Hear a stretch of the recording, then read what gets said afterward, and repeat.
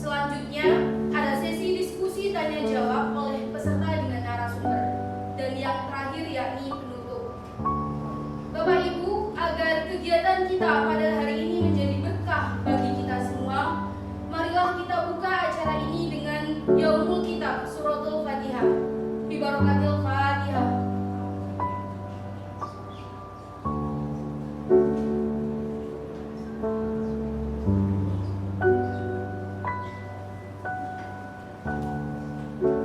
Terima kasih.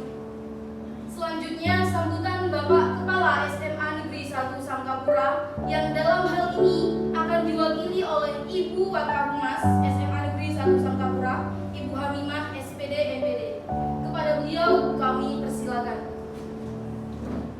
Assalamualaikum warahmatullahi wabarakatuh. Waalaikumsalam warahmatullahi wabarakatuh. Terima kasih kepada Ibu Rosa yang sudah memberikan kesempatan untuk memberikan sambutan pada pagi hari ini. Yang kami hormati Bapak Ibu guru yang hadir pada hari ini.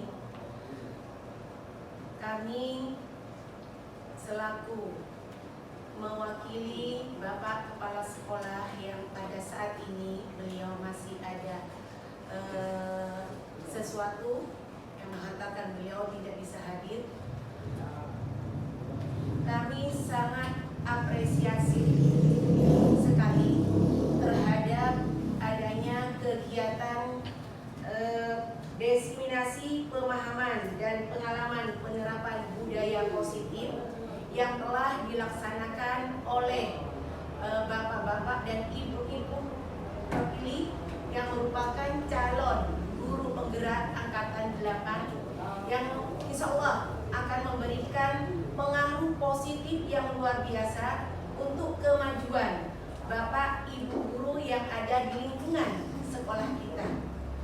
Untuk itu kami sangat berharap dukungan bapak ibu guru dalam setiap kegiatan yang dilakukan oleh bapak ibu calon guru penggerak angkatan 8 ini agar bisa lancar dan sukses dalam menjalaninya.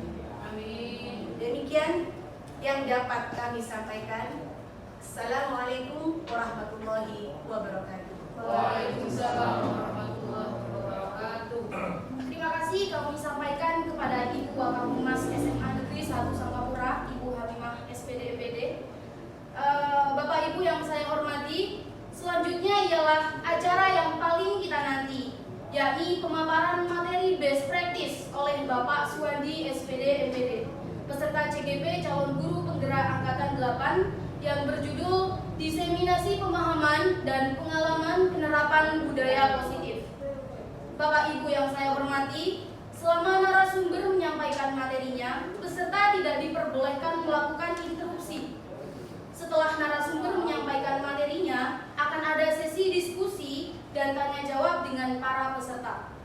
Langsung saja kami persilakan kepada Bapak Suwandi SPD MPD, peserta CGP calon guru penggerak angkatan 8 untuk menyampaikan materinya.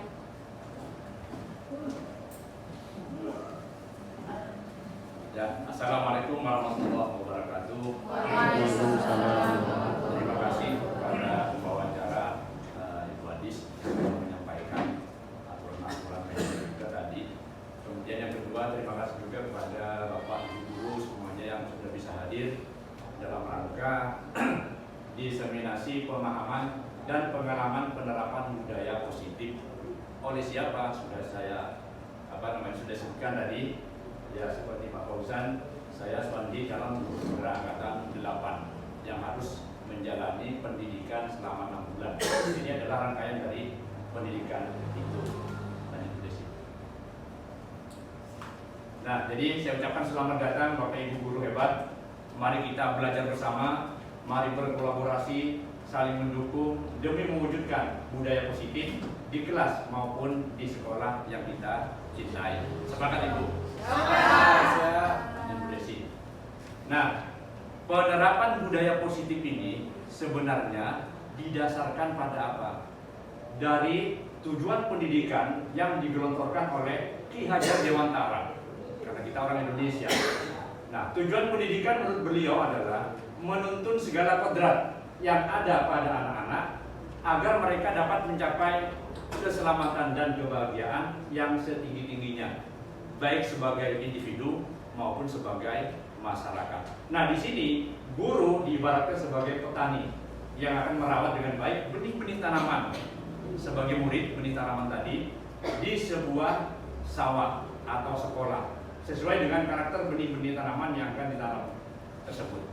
Maksudnya demikian, kalau kita masuk ke dalam sekolah atau ke dalam kelas yang lebih kecil, di dalam kelas itu banyak benih-benih tanaman yang harus kita tumbuhkan.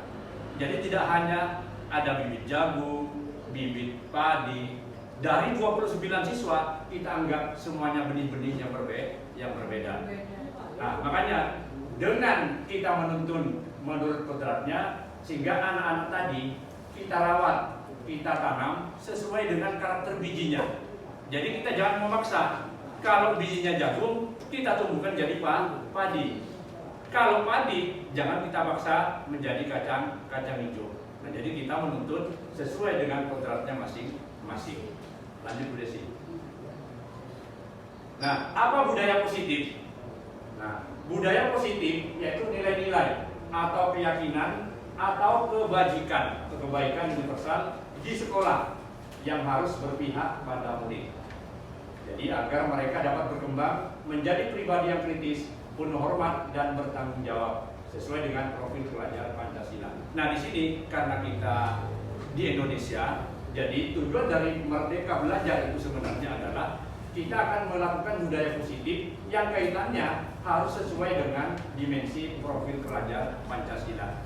Jadi 6 dimensi itulah kebajikan universal yang akan kita ciptakan kepada anak-anak kita sehingga mereka bisa bertanggung jawab dan kritis tadi.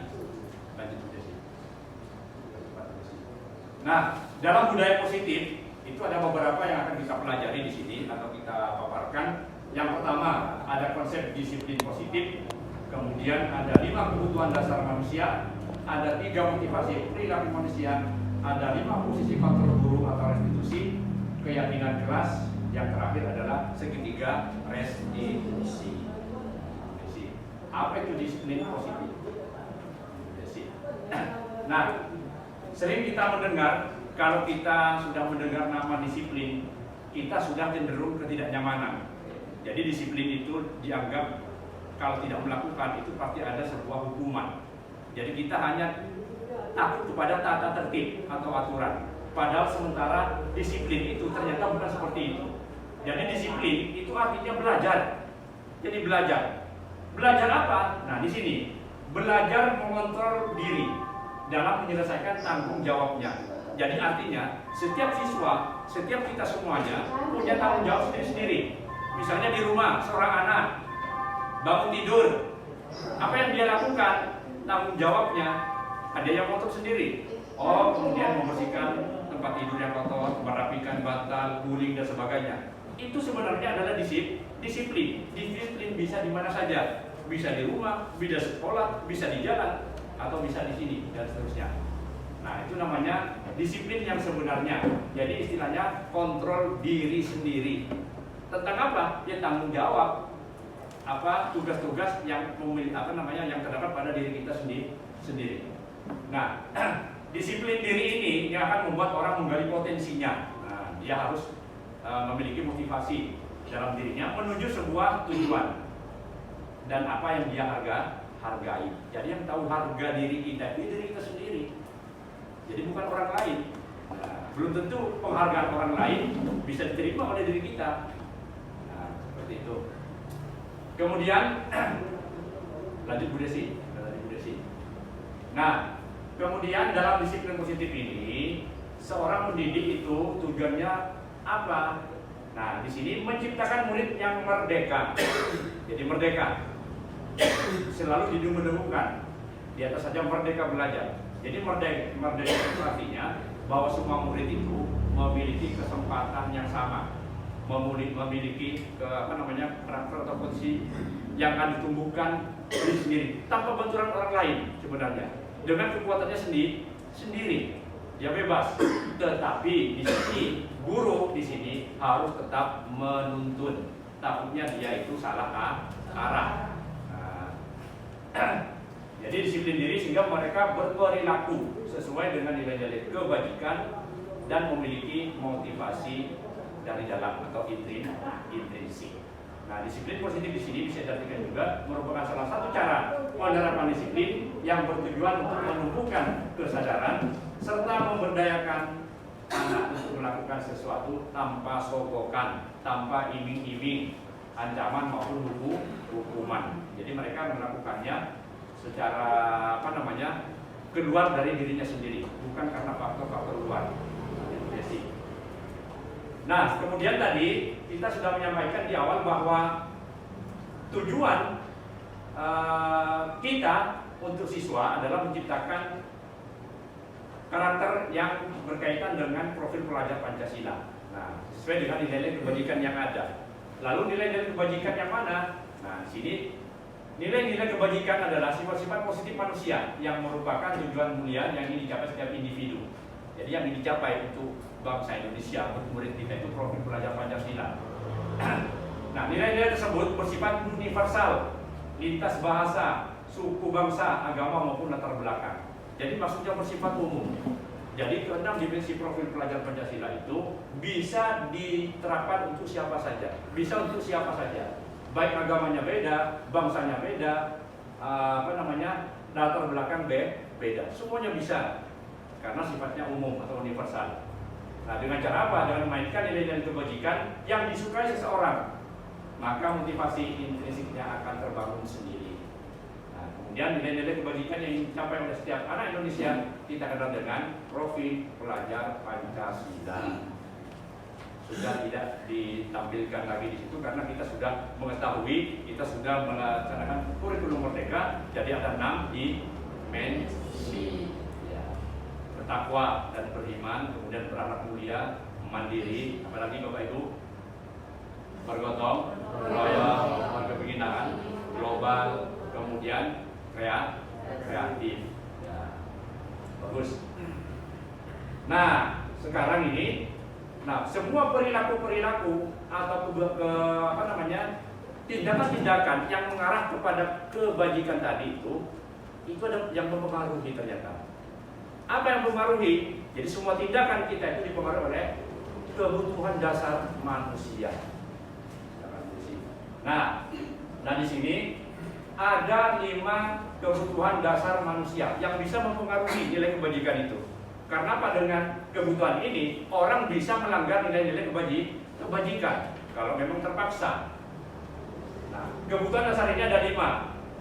Yang pertama bertahan hidup, survival. Ya, kalau di biologi survival bertahan hidup. Nah, ini kaitannya kalau bertahan hidup itu biasanya dengan fisiologis, dengan kesehatannya, dengan tubuhnya. Kita butuh makan, butuh minum, butuh rumah untuk perlindungan. Ini bertahan hidup. Kemudian kasih sayang dan rasa diterima. Apa ini bacanya? Love and belonging. Nah, jadi cinta dan diterima. Jadi diterima siapa? Ya, diterima oleh kelompoknya, diterima oleh teman sejawatnya, diterima oleh keluarganya, diterima oleh siapa? Pokoknya semua dia harus merasa diterima oleh siapapun. Artinya koneksi, hubungan secara sosial. Nah, kemudian ada penguasaan, kebutuhan penguasaan atau power. Jadi kekuatan. Nah, kekuatannya bagaimana? Jadi kekuatan untuk dirinya, untuk supaya diakui dia bahwa dia benar-benar kuat. Bisa dari potensinya, bisa dari kepandaiannya dan seterusnya. Itu namanya penguasaan atau power. Kemudian kebebasan atau freedom. Jadi siapapun orang pasti memiliki ingin sebuah kebebasan, tapi kebebasan yang tidak terkontrol. Ya, jadi kebebasan ini biasanya sebuah otonomi dari dirinya untuk sebuah pilihan. Cuma kita pilihannya, kita harus mencari pilihan yang positif, jangan negatif. Kemudian kesenangan atau fun, misalnya ada funny video seperti misalnya tertawa-tertawa misalnya. Nah, jadi di sini kesenangan ini siapapun ingin mencapainya, termasuk dalam keluarga. Saya sendiri di rumah sangat senang sekali, sangat bahagia sekali. Melihat siapa? Melihat istri saya yang selalu senyum, tidak pernah cemberut, ya kan? Kadang-kadang tapi kalau sudah ada maunya biasanya. Nah, anak saya yang juga rukun. Nah, itu adalah sebuah kesenangan yang tidak bisa terbayarkan sebenarnya. Itulah kesenangan. Semua orang pasti menginginkan sebuah kesenangan atau kebahagiaan. Lanjut dulu sih. Nah, kemudian kita masuk ke motivasi perilaku. Nah, itu tadi tindakan-tindakan perilaku tadi yang sudah dilakukan sebenarnya itu ada motivasinya. Di samping yang berpengaruh tadi dari 5 kebutuhan. Apa motivasinya dia melakukan itu? Nah, ini yang perlu kita bicarakan lebih lanjut. Nah, kalau melihat di sini teori motivasi perilaku manusia ini, kalau saya simpulkan sebenarnya ada 2 macam saja. Ada motivasi yang dari luar atau lingkungan, eksternal atau ekstrinsik sama. Kemudian ada yang motivasi internal dalam diri kita. Nah, di sini ada beberapa pernyataan. Nah, yang pertama, di sini ada motivasi hanya untuk menghindari ketidaknyamanan atau hukuman. Nah, jadi ini masih pengaruh lingkungan. Jadi kalau misalnya sudah tidak dihukum, ya sudah, ya tidak termotivasi. Kalau dihukum terus, ya baru termotivasi. Nah, ini baru dari luar. Ya tergantung pada lingkungan saja. Kemudian di atas lebih tinggi tingkatannya lagi, di sini untuk mendapatkan imbalan atau penghargaan dari orang lain. Nah, ini mungkin agak bagus juga. Karena jadi motivasi meskipun dari luar, ini motivasinya sebenarnya agak positif daripada yang di atas. Ya, tapi ini harus dihindari juga. Karena apa? Motivasi ini berasal dari dalam dirinya. Hanya ada iming-iming, ada sogokan. Misalnya, nah, kamu mau sana? Tidak mau. Bagaimana kalau dikasih uang 5.000? Nah, siap. Nah, itu imbalan. Jadi mereka hanya melihat uang, bukan melihat kepentingan dirinya atau motivasi dirinya. Nah, kemudian yang ketiga ini untuk menjadi orang yang mereka, bukan mereka ini, mereka inginkan dan menghargai diri sendiri dengan nilai-nilai yang mereka percayai. Jadi kalau ini sudah kita ciptakan kepada murid-murid kita, maka kita lebih enak, lebih bisa mengatur. Nah, sekarang saja kita lebih banyak marah-marah kepada anak, termasuk saya. Saya jadi guru selama ini banyak salahnya daripada benarnya ternyata. Ya, karena apa? Ya menurut tadi di awal budaya positif itu harus kita lakukan. Kita selalu menghukum anak. Pasti saya, Pak Jafar, selalu menghukum anak. Ya, tapi selesai masalahnya. Nah, tapi itu kalau bisa dihindari. Kita budayakan positif. Jadi intinya dengan budaya positif motivasi ini, jangan pernah kita berburuk sangka pada murid, pada guru, dan pada siapapun. Nah, apapun ada hal negatif yang ada, abaikan saja. Tapi kita lihat yang positif, lebih banyak atau lebih sedikit. Nah, kalau positif itu lebih banyak, jangan khawatir. Yang negatif nanti akan ikut sendiri. Lanjut dulu sih. Nah, kemudian posisi kontrol restitusi. Jangan bilang nantinya ya. R-nya. Nah, betul. Nah, sekarang dengan perilaku tadi ada yang menyimpang, ada yang baik. Nah, perlu sebuah yang namanya kontrol. Nah, kontrol tadi macam-macam. Ada yang sifatnya hukuman, ada yang sifatnya penghargaan. Nah, di sini ini konsep hukuman dan penghargaan, meskipun penghargaan itu kita menerima sesuatu, tapi dianggap disiplin yang gagal, dengan dites gagal. Gagalnya untuk siapa? Ya untuk murid. Hukuman pasti menyakitkan. Ya, kalau hanya ditampar mungkin sakit fisiknya. Kalau dengan verbal mungkin sakit hatinya. Bisa dengan hati sakit, bisa dendam. Ya, pasti banyak anak-anak yang dendam kepada kita, termasuk saya mungkin. Ya. Kemudian sudah pasti tidak nyaman. Pasti tidak nyaman. Murid takut. Ya. Kemudian sifatnya memaksa hukuman itu. Karena itu dadakan. Ya, tidak punya cara lain. Kemudian murid menyembunyikan kesalahan. Jadi artinya takut dihukum, dia selalu berbohong. Jadi apa kesalahannya dia selalu sembunyikan. Nah, pasti itu. Nah, Akhirnya secara tidak langsung gurunya pun juga dibohongi. Nah, kemudian murid menjadi rendah diri, ya rendah diri. Dia teman-temannya mungkin merasa karena dia selalu dihukum apa, dia akan tidak berkumpul dengan teman-temannya. Dia tidak merasa diterima, dia akan menyendiri. Nah, kalau sudah begini, siapa yang berdosa?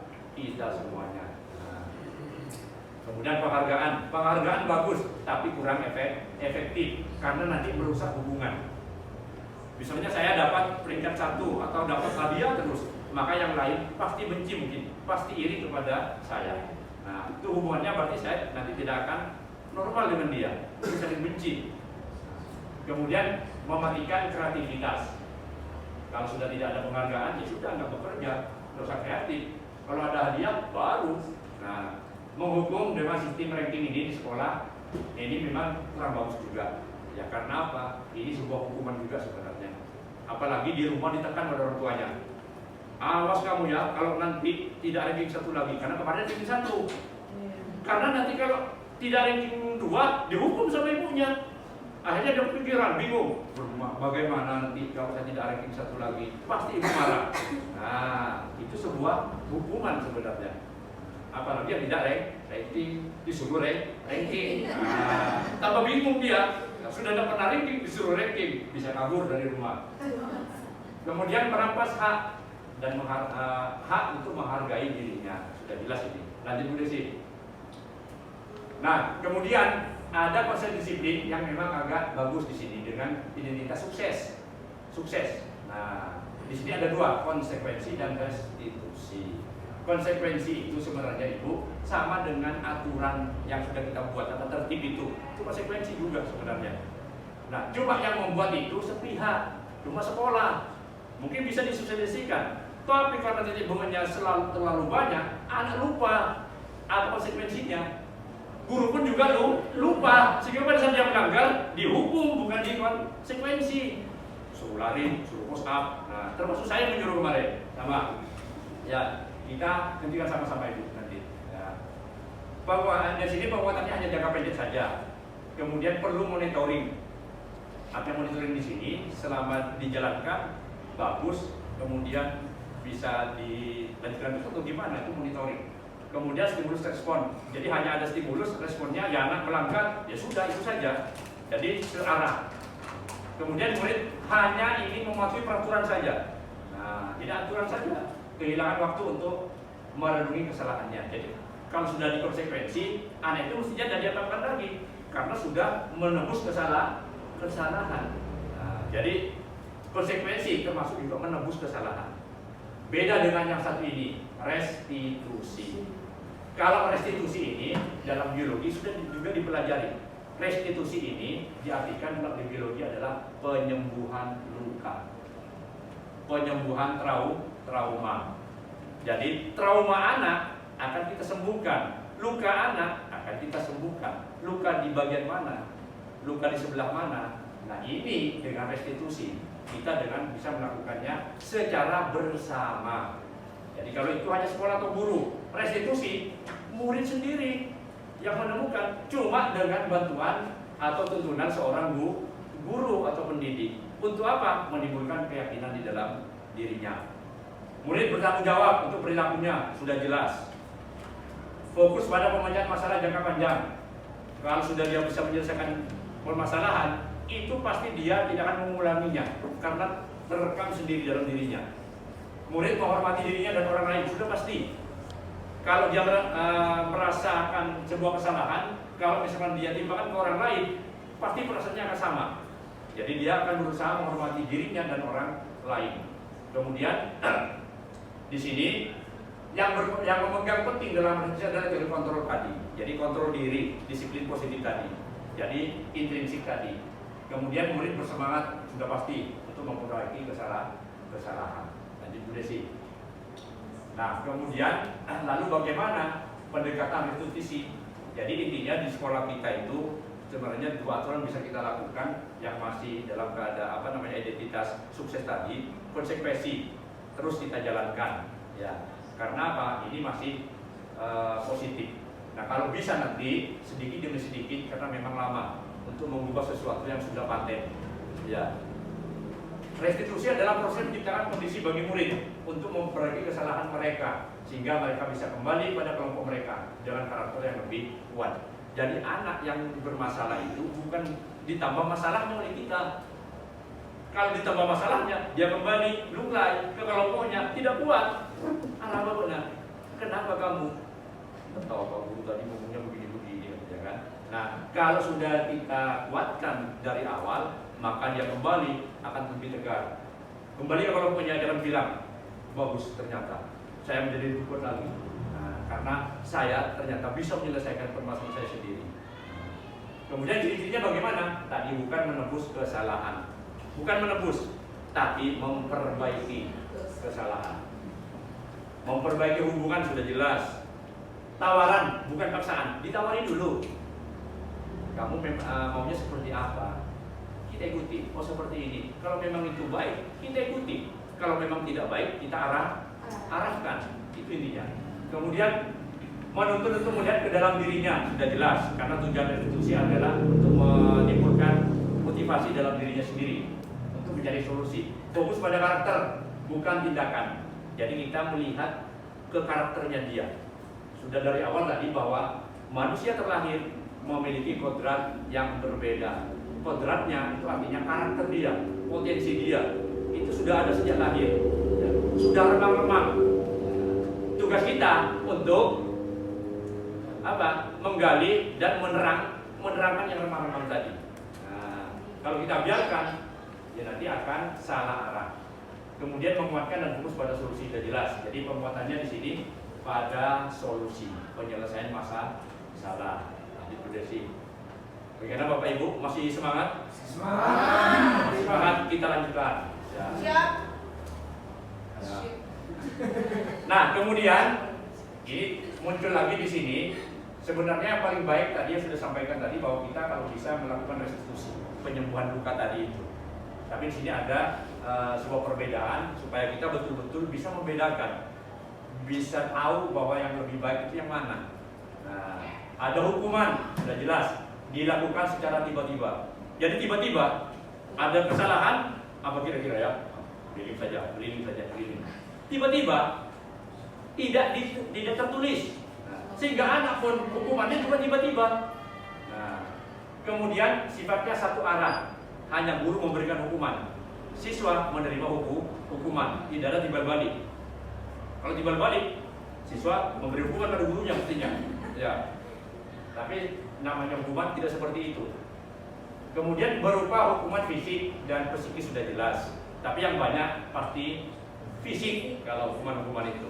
Kalau psikis ini orang mungkin berpikir-pikir karena luka hati itu lebih dalam, lebih lama ininya. Ya.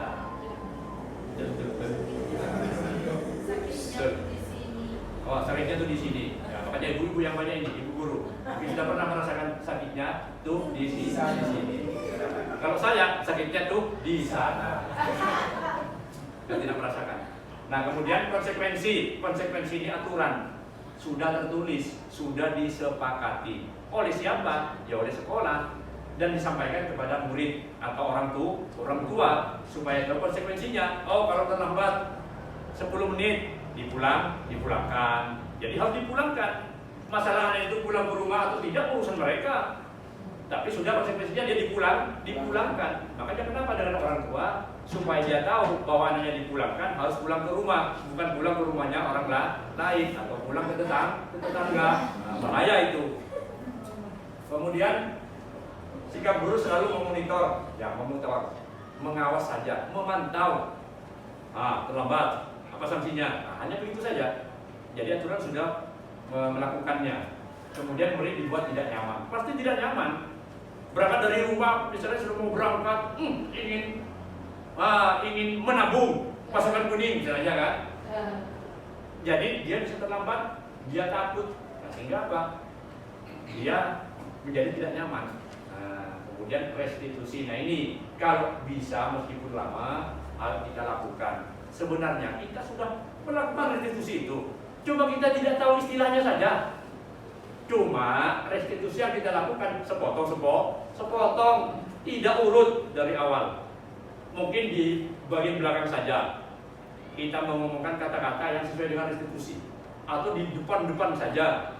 Nah, ternyata pernyataan-pernyataan atau urusan itu harus berurutan sehingga mereka betul-betul mendapatkan solusi dalam dirinya. Jadi harus langkah-langkah diikuti. Lanjut Bu Desi. Nah, kurang 5 menit lagi. Ya, 5 menit. Kemudian ini ada perbedaan contoh kasus-kasus yang misalkan tidak menerima tugas atau misalnya terlambat atau sebagainya. Jadi kalau hukuman itu menghukum. Jadi dihukum, berdiri kamu di sana, tulis itu, angkat kakinya, itu hukuman.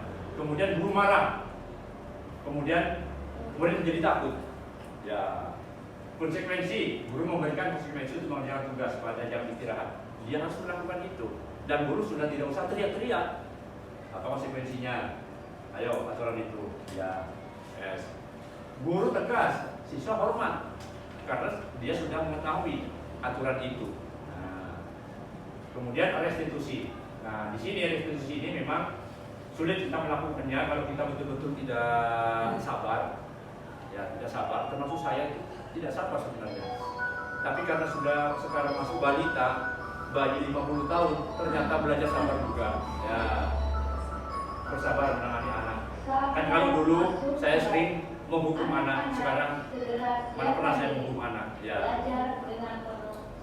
Kemudian menanyakan keyakinan apa? Ya kelasnya, ya keyakinan dirinya juga pada kebajikan. Semuanya untuk menyelesaikan masalah. Kemudian terbuka, siswa menghormati dirinya dan orang lain. Ya, termasuk gurunya. Nah, di sini ternyata dalam posisi kontrol seorang guru itu yang bisa kita pelajari sebenarnya ada 5. Kita sudah pernah melakukan ini semua, cuma kita tidak tahu namanya. Ya, menghukum sudah tiap hari. Menghukum, ya sekarang kita ubah. Nah, jadi penghukum tadi itu kalau penghukum sudah jelas tiba-tiba sifatnya menyakitkan, membuat anak rendah diri dan sebagainya. Kemudian membuat merasa bersalah. Kita ngomongnya itu lembut, memelas gitu. Gimana kamu nak? Dari rumah sudah dikasih uang sama ibumu. Bayangkan kamu dari rumah misalnya setiap keluar uang dikasih kwitansi misalnya ya kan. Tanda tangan nak, kamu ini uang sakunya sekarang 10.000. Tanda tangan simpan. Maka sampai kapanpun kamu tidak bisa membayarnya, menggantinya.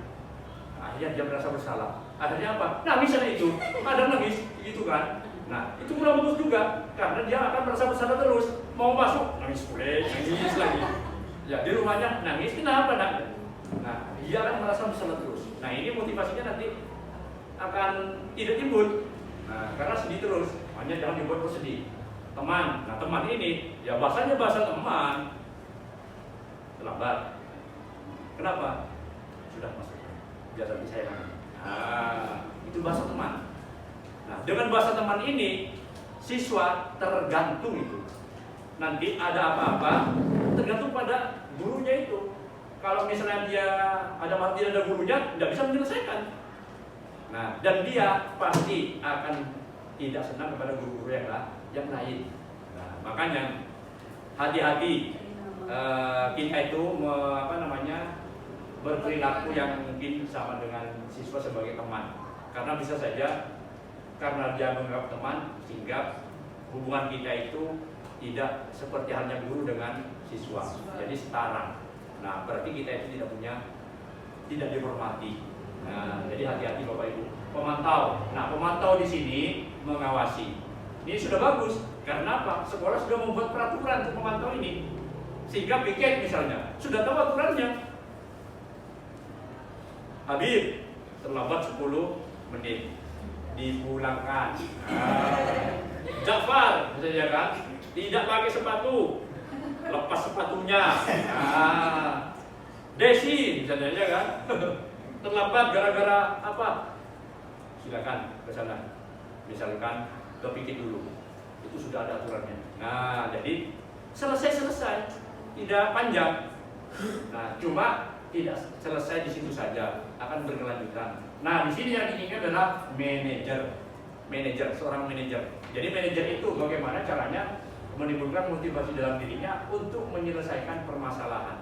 Siapa yang menghukum? Siapa yang menjadi konsekuensi dari hukuman tadi? Jadi dia sendiri. Makanya tidak ada konsekuensi bagi dia. Konsekuensinya kalau dia bersalah, ya harus memperbaiki kesalahannya.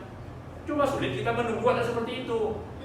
Yang cepat adalah dihukum, selesai. Tetapi itu jangka anak ini pasti punya dendam dan seterusnya, dan tidak enak. Jadi ayo kita lakukan pelan-pelan, kita belajar menjadi manajer. Baik di rumah dulu jadi manajer. Jadi kalau ada anak melakukan kesalahan, sini nak, jangan langsung kamu itu gimana. Kita panggil baik-baik.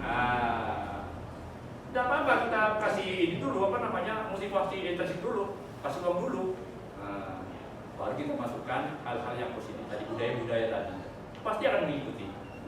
Meskipun pelan-pelan, lanjut Bu. Nah, kemudian bagaimana contoh penerapan 5 posisi kontrol?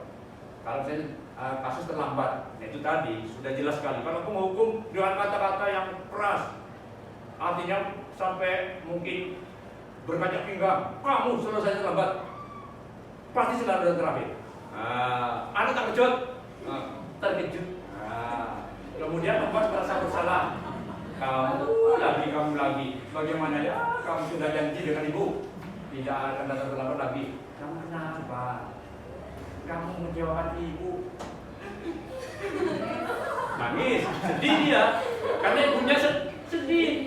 Dia merasa bersalah. Lanjut ke teman. Ya sudah, kali ini tidak ada apa-apa. Nah, ke kelas, jangan diulangi. Kalau setiap hari digitukan, anak ulangi lagi, tidak apa-apa, balik kelas. Besok lagi, tidak apa-apa, balik kelas. Jadi teman. Kemudian pemantau, piket biasanya sudah ada di depan gerbang, itu pemantau. Pemantau ini sudah punya aturan. Kalau sudah lewat dari jam 7, gerbang ditutup. Itu aturan. Jadi guru pun nanti dia tertutupi. Tertutupi gerbang. Yang harus dibuka oleh piket. Cuma bagi guru-guru belum ada hukumannya. Maksud saya terlambat. Ya, manajer. Nah, manajer ini selalu ke manajer lagi. Nah, jadi manajer ini betul-betul. Makanya sekarang ini kepala sekolah tidak boleh mengajar karena dia harus jadi manajer. Betul Bu kepala? Betul ya. Ya. Oke, lanjut Ibu. Masih semangat? Tapi kalau masih semangat sudah tidak ada yel-yel. Oke, nah sekarang bagaimana kita itu menerapkan budaya positif tadi? Nah, kita ambil karena kita sebagai guru, kita tempatnya di kelas, bukan di pos kamling. Ya. Jadi kita membuat keyakinan kelas. Kalau di pos kamling, ya keyakinan pos kamling. Bagaimana? Nah, di sini mengapa keyakinan kelas? Kok tidak peraturan saja? Nah, jadi peraturan itu tadi sifatnya sudah ada yang buat, tidak ada konsekuensi. Jadi anak tidak tahu. Yang penting dia harus taat. Nah, mengapa kita memberi peraturan tidak boleh mengkonsumsi narkoba? Ini aturan. Nah, kalau kita yakin dan keyakinan, kalau konsumsi narkoba, apa dampaknya bagi kita? Fly. Kaitannya dengan apa? Kesehatan. Nah, maka kalau mau dibuat sebuah keyakinan kelas, bukan tidak boleh kamu makan narkoba. Makan cepatnya saja. Ya. Oh, Bapak ini gimana? Akhirnya apa? Yang bagus itu semua siswa harus menjaga kesehatan, baik narkoba, ya, baik minuman keras, makan batu, makan linggis, ya kan? Tidak boleh. Nah, karena itu kita semangat dulu. Ya, kemudian memiliki peraturan tidak menghina sesama teman, tidak menghina kepada teman. Nah, di sini ada nilai kebajikan sebenarnya di dalamnya. Hormat atau menghargai. Betul begitu Bu Ima? Nah, jadi kita itu Bu Ima lagi kehausan. Ini namanya kebutuhan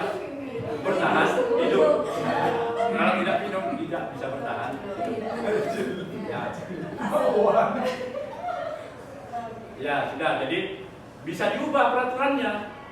Siswa di kelas ini harus hormat dan menghargai sesama teman. Nah, itu sudah keyakinan. Itu lebih abstrak, nilainya tinggi. Tidak hanya menghina teman saja, hewan juga boleh, tidak boleh dihina. Rendong misalnya, sampai mati, tidak boleh. Nah, ya, jangan dihina. Biasanya orang dihina itu akan selalu kuat. Apalagi buaya dijadikan jembatan. Oke, lanjut dulu. Nah, keyakinan kelas ini, apa ciri-cirinya sebenarnya? Kenapa kita harus keyakinan kelas? Yang pertama, keyakinan kelas sifatnya abstrak. Abstrak itu artinya di dalamnya universal banyak. Tidak konkret langsung benda, ini meja. Tidak. Jadi kalau abstrak itu bisa meja, bisa kursi, bisa apa. Isinya banyak. Tapi bisa di semua orang. Nah, daripada peraturan yang lebih rigid dan konkret. Keyakinan kelas berupa pernyataan-pernyataan universal atau umum. Jadi umum. Nah, meskipun isinya banyak, tapi dirangkum dalam satu kata, anak akan ingat. Nah, jadi tidak terlambat, kemudian tidak, misalnya tidak minta izin keluar kelas, apa itu lebih banyak sebenarnya. Kemudian pernyataan keyakinan kelas senantiasa dibuat dalam bentuk positif, jadi positif, tidak negatif. Kita harus selalu berbaik sangka. Keyakinan kelas mudah diingat dan dipahami oleh semua warga kelas. Karena kenapa? Dia sendiri yang buat, dia pasti ingat. Makanya kalau kita menemukan sesuatu, pasti ingat. Apalagi menemukan sesuatu yang berharga. Misalnya pas pulang menemukan emas 3 kg, ya kan? Sampai mau mati masih ingat lah itu. Iya, iya kan? Nah, tuh. Menemukan cewek pasti ingat itu. Tanggal hanya hari hanya. Oke, keyakinan kelas dapat diterapkan di lingkungan tersebut. Yes, tidak tersebut di sini, artinya bisa di sekolah, bisa di pos, artinya punya keyakinan semuanya. Nah, kemudian semua warga kelas akan ikut berkontribusi, sudah jelas. Karena di sini dalam kegiatan curah pendapat mereka yang berpendapat. Nah, lanjut. Apa nih? Prosedur pembentukan keyakinan kelas. Jadi intinya pertama kita itu meminta kepada semua warga untuk bercurah pendapat, menyampaikan aspirasinya tentang aturan apa yang diinginkan di kelas itu, apa yang akan mereka yakini di kelas itu, supaya kelas itu menjadi nyaman bagi mereka, ya bagi gurunya juga, dan seterusnya. Kemudian setelah sampai ke bawah bisa dibaca sendiri Bapak Ibu. Ya sampai akhirnya ke bawah itu. Nah, Bapak Ibu ya. Ya, Ibu. Nah, ini. Belang. Ya. Nah, ini berbeda dari yang lain. Ya, sebelum membuat saya sudah start duluan. Biar cepat Ibu, yang penting sudah pendapatnya. Ya.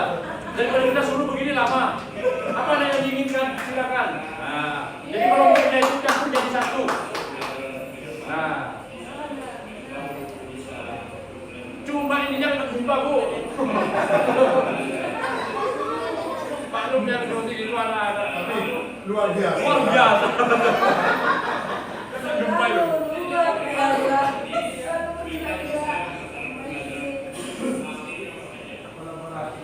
Dosen juga dulu, nggak usah. Ada intinya tadi pertama sudah mendapat tadi. Nanti anak mengisi apa yang diinginkan. Ya, silakan Pak Adil. Ya, hubungan hidup. Hubungan hidup.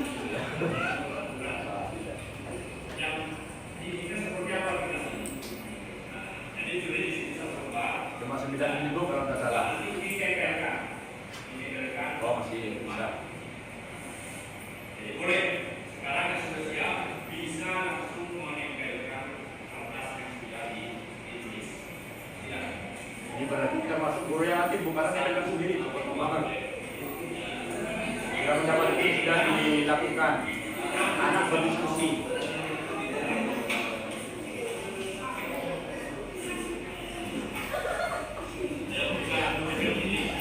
Namanya anak yang bergaya Bu, ada guru yang begini Bu. biarkan saja. Dan memang anak itu memang begitu. Ya.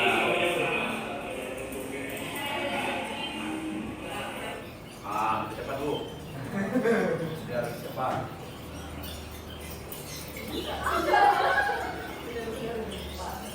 Belum lupa ini.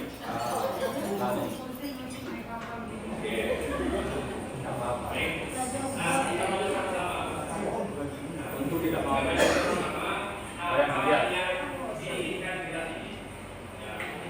Ini yang pertama anti-bullying. Jadi tidak boleh bully. Kemudian tidak boleh keluar saat jam pelajaran. Tidak boleh keluar. Tidak boleh keluar.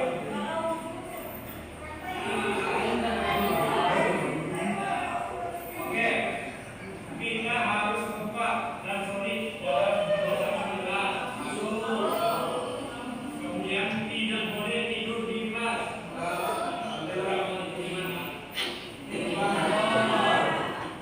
Besok tidur di luar kalau tidur di luar. Kemudian jangan membuang sampah di loker pijat. Kemudian jangan menggak pada kas. Jangan nunggak uang kas namanya. Ya, itu sepakati. Kemudian tidak boleh makan. Ada tamu. Ada yang begitu. Yang tamunya dia mengerti. Kemudian tidak boleh membuli. Tidak boleh bercanda saat pelajaran.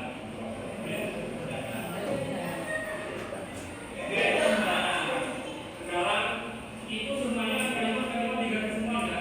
Tidak boleh begini, tidak boleh begitu. Lalu nggak bos ya. Jangan dilihat Bu, jangan dilihat Bu. Yang penting kan tahu caranya itu aja. Yang penting didengarkan. Didengarkan. Ini benar-benar membuat keyakinan kelas itu sangat dahsyat ini. Ya, dahsyat sekali berarti. Sampai terjadi gempa.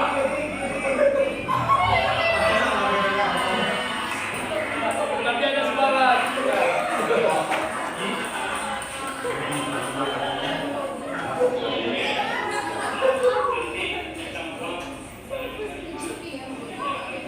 Ya, nah iya.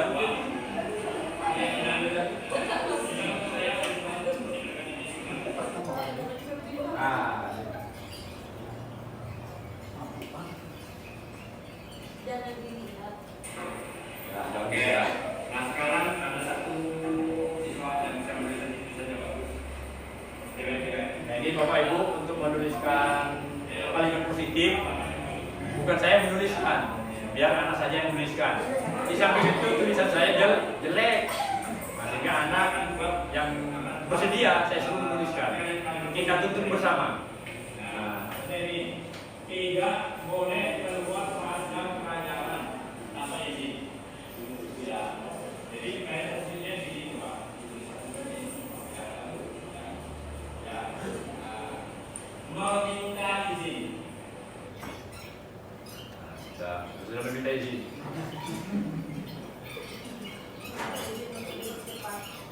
Betul.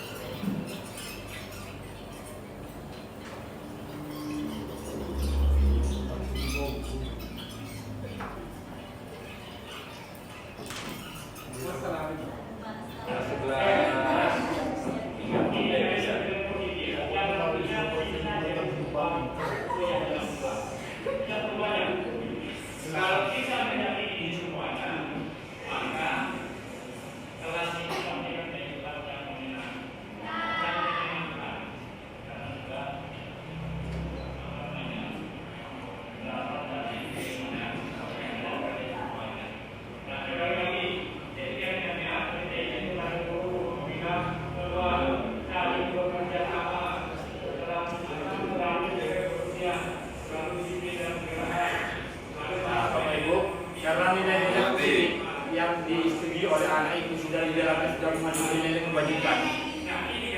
Nah, maka itu bisa saja langsung dijadikan keyakinan kelas. Cuma ditambah kalimatnya diperjelas. Ya.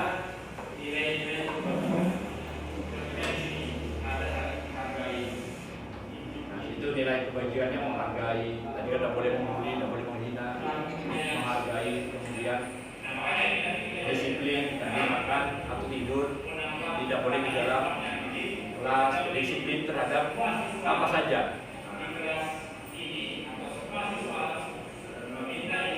Jadi bisa saja tinggal lembaran semua siswa yang ada di situ, keyakinannya. Kemudian semua siswa saling bekerja sama dengan sama-sama. Kemudian semua siswa selalu menjaga kebersihan kelas. Kemudian semua siswa selalu menghargai dan menghormati sesama. Kemudian semua siswa selalu serius dalam mengikuti pelajaran. Kemudian semua siswa saling menghormati. Bagaimana keyakinan ini dinaati bersama siswa di oke. Nah, jika kita yakin, kita nanti berbuat keyakinan berasnya. Sudah selesai Bapak Ibu. Nah, kalau sudah keyakinan tadi sudah dituliskan, bisa tanda tangan sebagai bukti bahwa mereka sendiri yang membuatnya. Kemudian itu bisa ditempel di kelasnya, bisa di dinding kelas dengan dipercantik. Artinya kalau misalnya masih jelek, bisa dibuat kembali oleh siswa. Jadi ini adalah keyakinan kelas yang harus kita oke, jadi terima kasih sudah membuat keyakinan kelas. Kelas ini kelas yang dilakukan belajar aman, nyaman, kita saling kolaborasi. Oke, terima kasih. Assalamualaikum.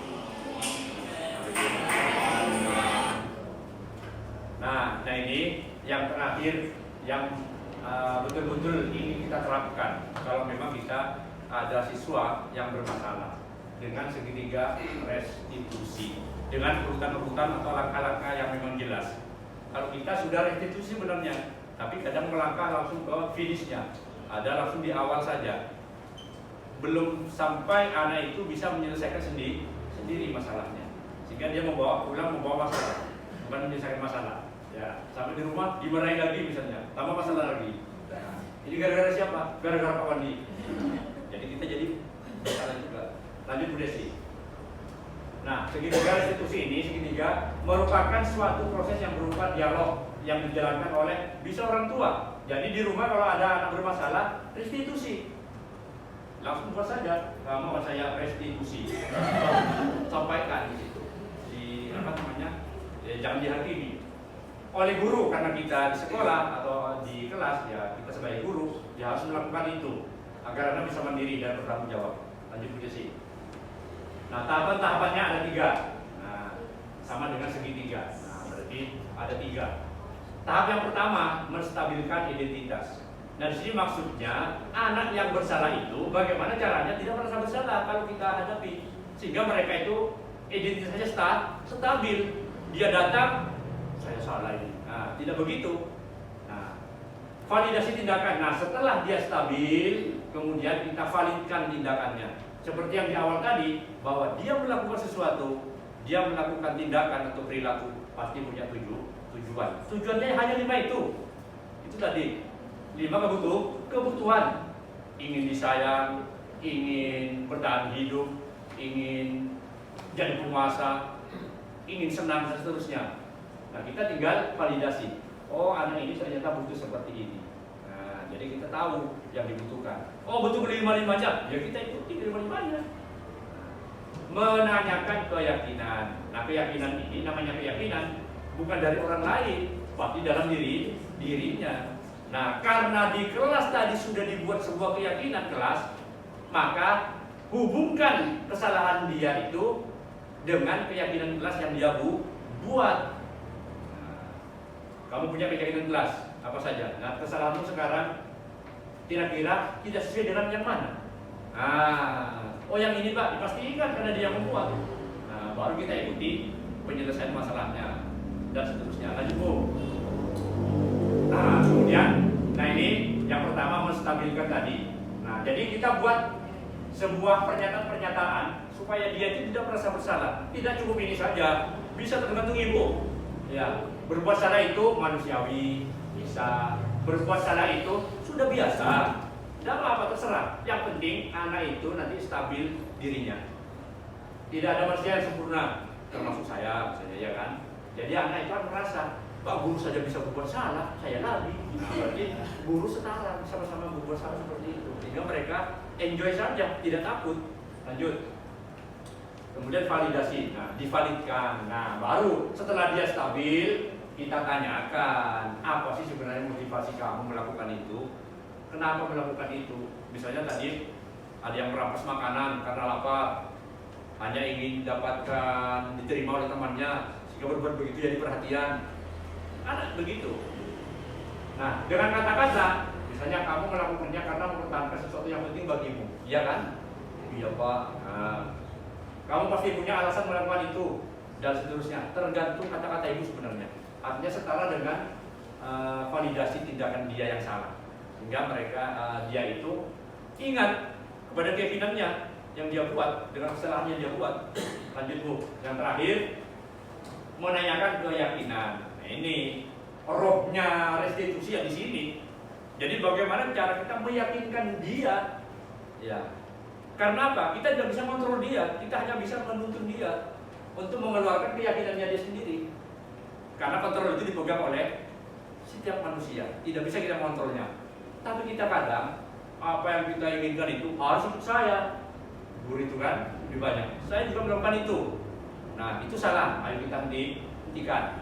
Nah, kita belajar sekarang itu memahami, bukan menghakimi, memahami karakter masing-masing siswa. Karena apa? Kita masuk dalam kelas ada 32 siswa, berarti kita masuk ke dalam 32 karakter yang berbeda. Nah, jadi seperti itu. Termasuk gurunya, berarti 33 karakternya. Nah ini mudah-mudahan tidak gempa. Kalau ini juga apa? Buat asal-asalan juga ini karena. Nah, yang perlu diperhatikan Bapak Ibu, kata-kata saya. Nah, bawa urutan masih awal ini. Namanya tetap Arya ya. Ya. Nah, ini nih.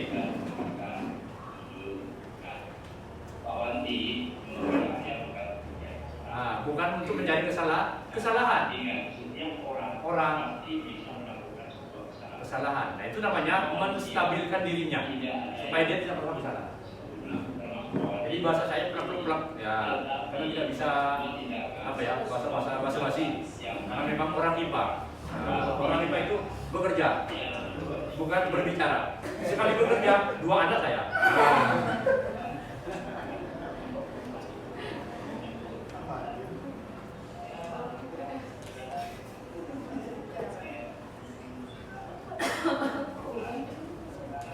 Cuma ini rekamannya memang agak besar juga ya. Nah ini sudah punya keyakinan. Nah, karena dia punya keyakinan keras, dia kira apa?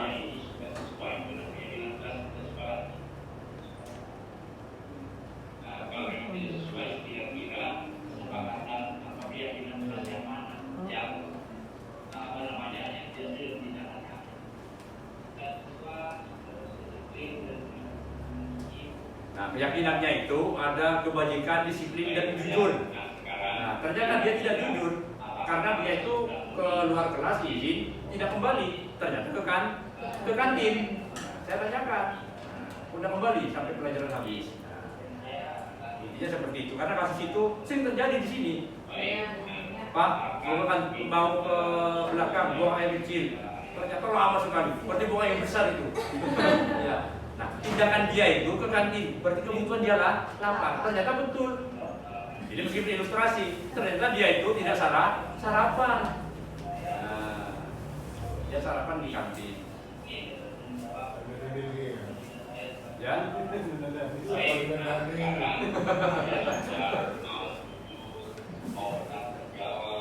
Nah, ini menguatkan dirinya bahwa dia sudah jujur, sudah bertanggung jawab, sehingga dia kembali tidak merasa bersalah. Kalau ditanyakan temannya gimana tadi?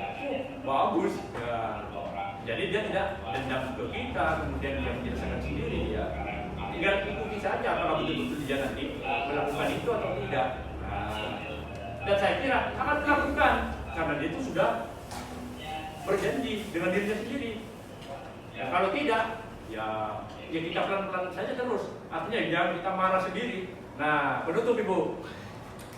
Nah, jadi intinya saya sebagai CGP di sini bukan berarti saya itu orang hebat, tidak. Jadi saya ikut sebenarnya terpaksa saja dari awal, tapi setelah melihat ilmunya sangat berguna untuk diri saya, mungkin di akhir-akhir saya jadi guru, mungkin karena usia saya sudah ini, yang mudah-mudahan nanti bisa ikut mengikuti yang tua-tua ini, yang balita-balita ini, bosan balita juga, bayi 50 tahun sama dengan saya. Jadi penerapan budaya positif bagi guru di sini sudah sebuah keharusan. Ya. Seorang guru hendaknya selalu merefleksikan posisi kontrol.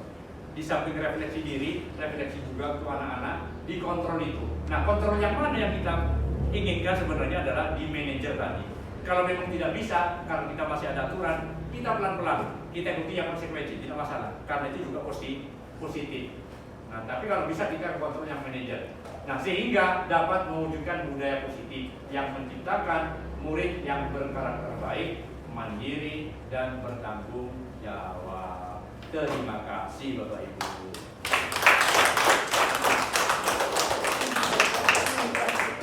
Terima kasih kami sampaikan kepada Bapak Suwardi atas paparan materi yang begitu menarik. Bapak Ibu yang kami hormati, kini tiba saatnya masuk pada sesi diskusi. Sesi ini akan kami batasi dengan 2 pertanyaan. Bagi Bapak Ibu atau peserta yang ingin bertanya, silakan tunjuk tangan dan mohon terlebih dahulu agar menunjukkan identitas Bapak Ibu. Baik, langsung saja kita mulai sesi diskusi ini. Saya persilakan kepada para hadirin untuk bertanya. Silakan Bapak. Perkenalkan, nama saya Abdul Rahman. Saya sebagai guru BK tepatnya di SMA 1 Surabaya. Udesi mohon ditampilkan slide kebutuhan dasar manusia.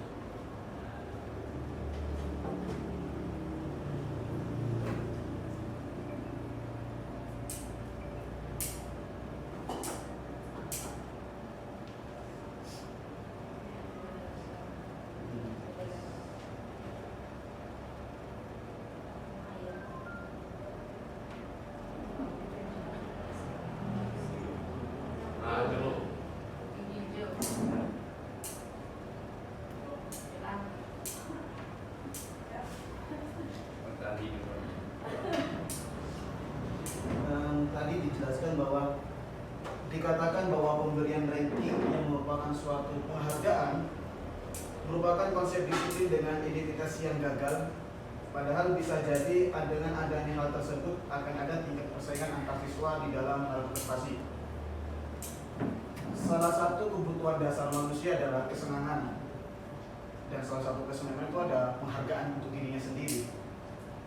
Nah, bagaimana seorang guru yang harus dilakukan kepada anak didiknya yang memiliki prestasi agar prestasinya tidak menurun, karena ditakutkan apabila seorang siswa berprestasi tapi tidak diberikan suatu penghargaan akan mengalami kemunduran dalam prestasinya.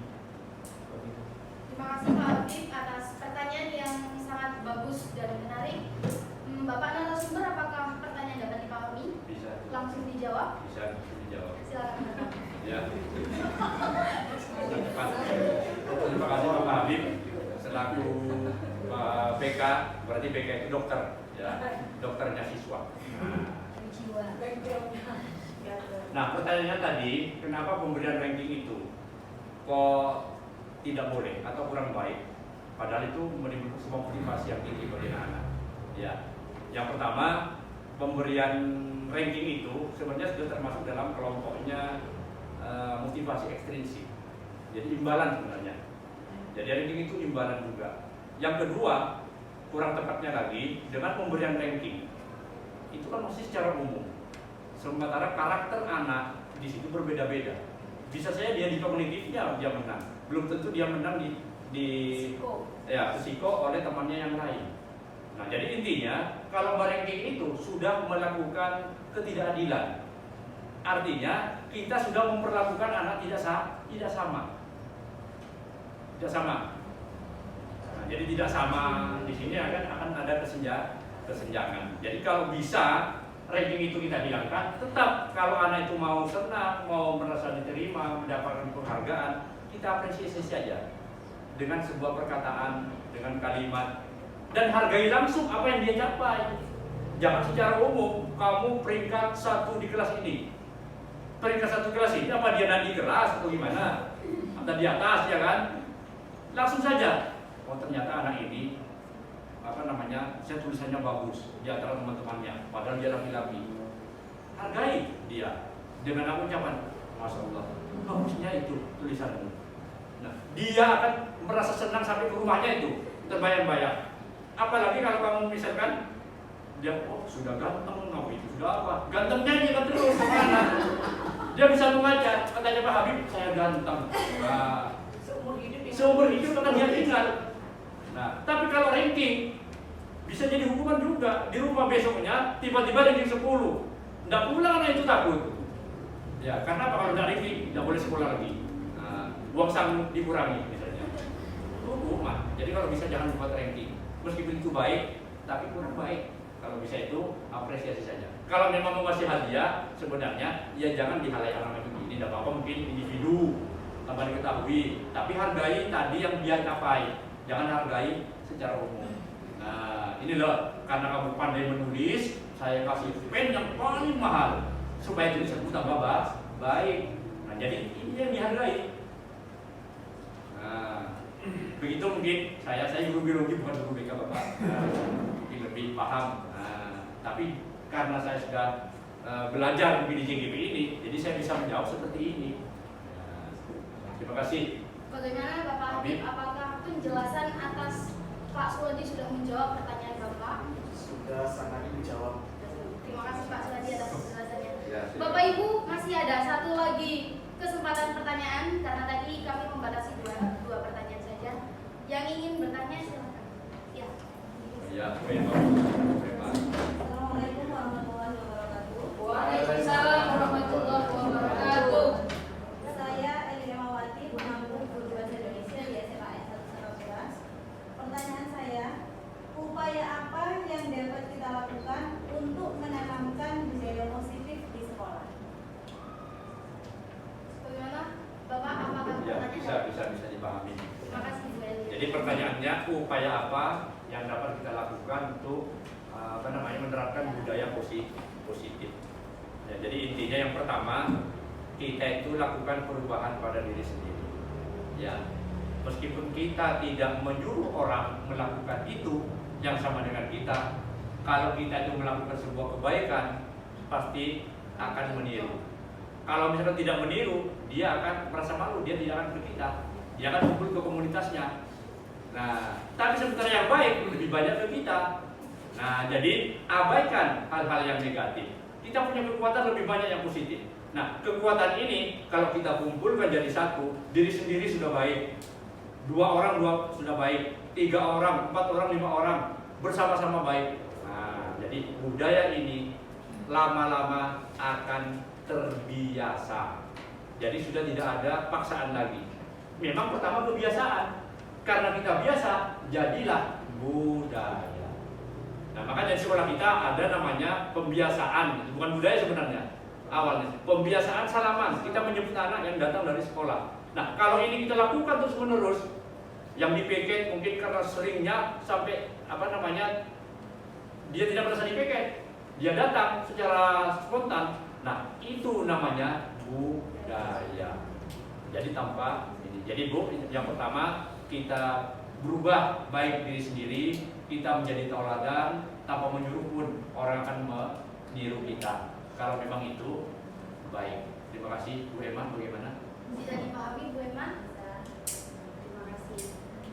Terima kasih saya sampaikan kepada para penanya dan narasumber. Pertanyaan yang diajukan dari Bu Eli Emawati menjadi pertanyaan terakhir sekaligus penutup dari sesi diskusi ini. Mungkin bisa kita beri tepuk tangan kepada narasumber kita. Bapak Ibu yang berbahagia, alhamdulillah rangkaian acara diseminasi best practice pada hari ini sudah terlaksana dengan baik. Kita sudah mendapatkan pengalaman berharga dari praktik baik yang telah dilakukan Bapak Suwandi SPD EPD beserta CGP calon guru penggerak angkatan 8. Marilah kita tutup acara ini dengan mengucapkan alhamdulillah. Alhamdulillah. Terima kasih Bapak Ibu atas partisipasinya. Semangat terus. Semangat, semangat. Dan akhirnya saya Rosadia Syufani sebagai pembawa acara undur diri. Terima kasih atas perhatian Bapak Ibu. Saya tutup. Wassalamualaikum warahmatullahi wabarakatuh. Waalaikumsalam warahmatullahi wabarakatuh.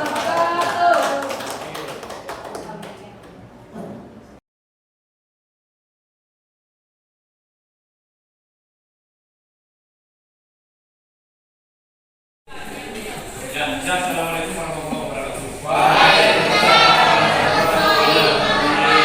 Awal pembelajaran ini, sebelum kita masuk ke proses pembelajaran, maka kita perlu adanya sebuah keyakinan, yaitu keyakinan kelas yang harus kita sepakati bersama, sehingga proses pembelajaran ke depan bisa 1 semester, bisa berbulan juga 1 tahun. Nah ini kita nanti belajar bisa berkolaborasi dengan senang, nyaman, sesuai dengan keyakinan kalian masing-masing. Ya, jadi nanti dengan keyakinan ini kita bisa melaksanakan pembelajaran materi apa saja. Ya, ada kesulitan kita bisa menyelesaikan secara bersama. Nah sekarang tadi sudah disebutkan bahwa kita ada beberapa kelompok nanti. Tolong nanti diisi aturan yang tidak diinginkan. Artinya aturan-aturan yang diinginkan seperti apa regulasi ini. Nah, jadi tulis di situ 1 lembar, ya, lembar nanti ditempelkan ke depan. Jadi boleh sekarang yang sudah siap bisa langsung menempelkan kertas yang sudah ditulis. Silakan. 1 atau 2 boleh. Ya. Nanti kita rangkum bersama.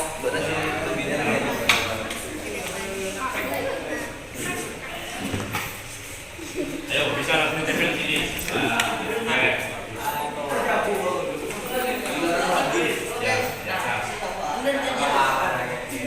Oke, ayo yang lain. Nanti kita baca bersama.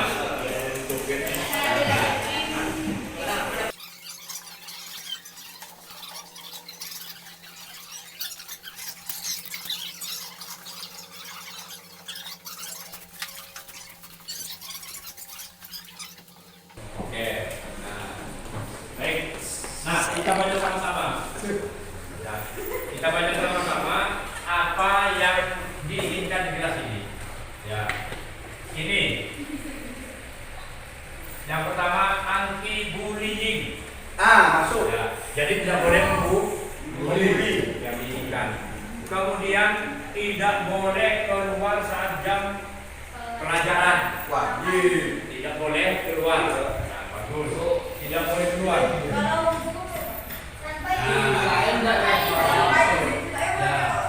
Oke, kita harus kompak dan solid dalam kerjasama di kelas.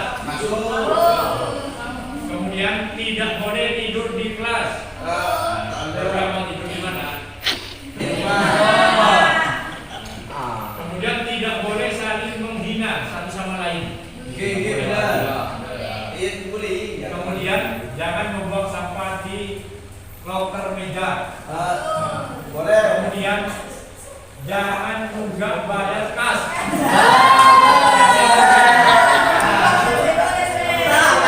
Makanya nanti yang berbayar tidak perlu bayar.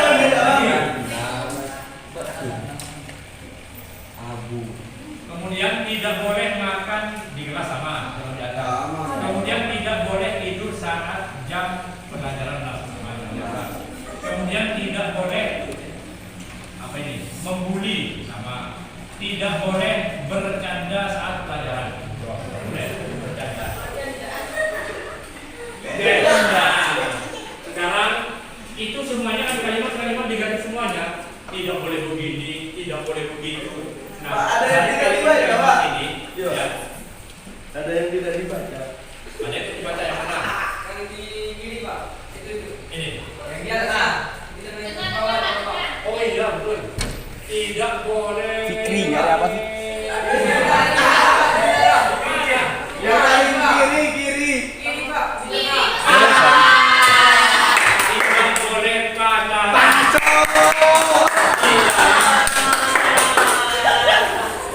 Oke. Nah, nanti kita buat kalimat-kalimat positifnya dari kata-kata ini. Ya. Untuk menjadi sebuah keyakinan. Ya. Bisa bantu saya ke depan, tempelkan ini sebelahnya.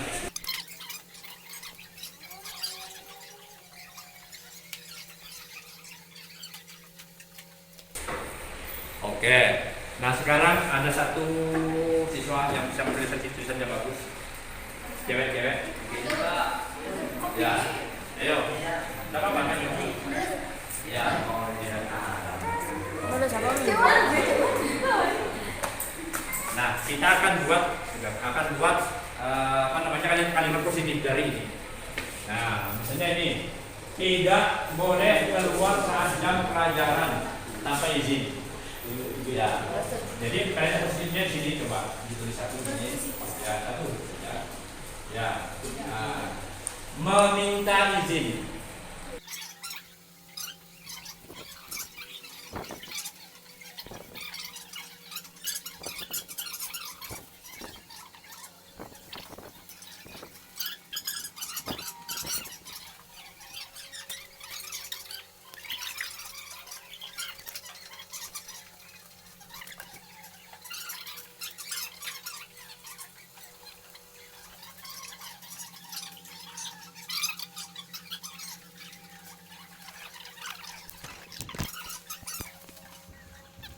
Oke, nah ini kalian positif yang nantinya bisa jadi sebuah keyakinan kelas. Tidak perlu banyak. Kalau kita meyakini ini semuanya, maka kelas ini pasti akan menjadi kelas yang menyenangkan, karena sudah berasal dari keinginan kalian semuanya. Nah, saya ulangi lagi. Jadi keyakinannya meminta izin kepada guru apabila keluar, saling bekerja sama, selalu menjaga kebersihan, selalu disiplin dalam segala hal, selalu menghargai dan menghormati, selalu serius dalam mengikuti pelajaran, saling menyayangi. Nah, ini kalian positif bisa kita jadikan sebuah keyakinan. Karena apa? Di dalam nilai positif di sini ini, kalian positif ini ada nilai-nilai kebajikan. Contohnya di sini ada saling menghargai, disiplin, kemudian bekerja sama, saling menyayangi dan seterusnya. Nah makanya ini nanti kita jadikan keyakinan, kita cukup menambah kata yang depannya nanti. Misalnya begini, semua siswa di kelas ini atau semua siswa meminta izin kepada guru apabila ingin ya keluar. Minta izin mau kemana. Kemudian semua siswa saling bekerja sama dengan sesama teman. Kemudian semua siswa selalu menjaga kebersihan kelas. Harus yakin. Kemudian semua siswa selalu menghargai dan menghormati sesama teman. Kemudian semua siswa selalu serius dalam mengikuti pelajaran. Kemudian semua siswa saling menyayangi. Bagaimana keyakinan ini kita yakini bersama, sepakati? Oke. Nah, jadi kalau kita yakin, kita nanti buat keyakinan kelasnya. Oke.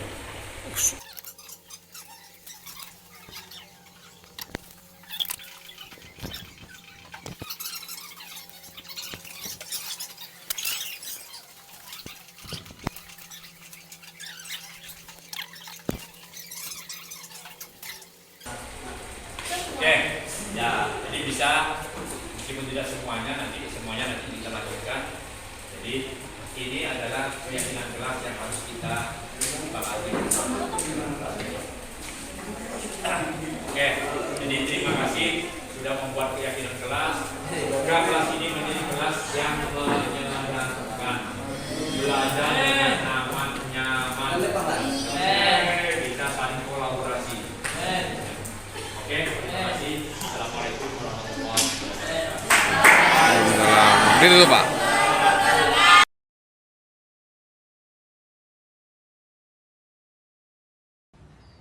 Assalamualaikum warahmatullahi wabarakatuh. Saya Dini Salifa Putri, pengampu mata pelajaran biologi.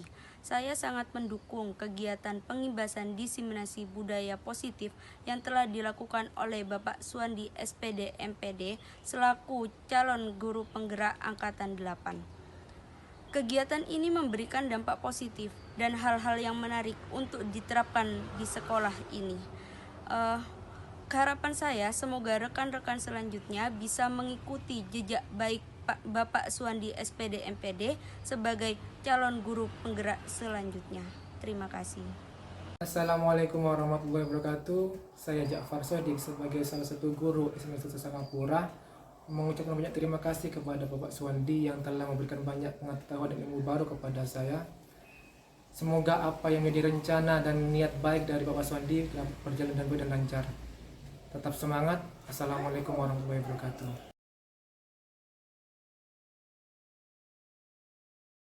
Assalamualaikum warahmatullahi wabarakatuh. Perkenalkan, nama saya Hikmatus Sadia dari kelas 12 MIA 2. Di sini saya mengucapkan banyak terima kasih kepada Bapak Suwandi yang telah memberikan pembelajaran kepada kami tentang keyakinan kelas, sehingga kami betul-betul bisa merumuskan keyakinan di kelas saya yang akan kami terapkan bersama-sama di kelas kami. Terima kasih Bapak Suwandi dan tetap semangat dalam menerapkan budaya positif di sekolah yang kami cintai. Wassalamualaikum warahmatullahi wabarakatuh.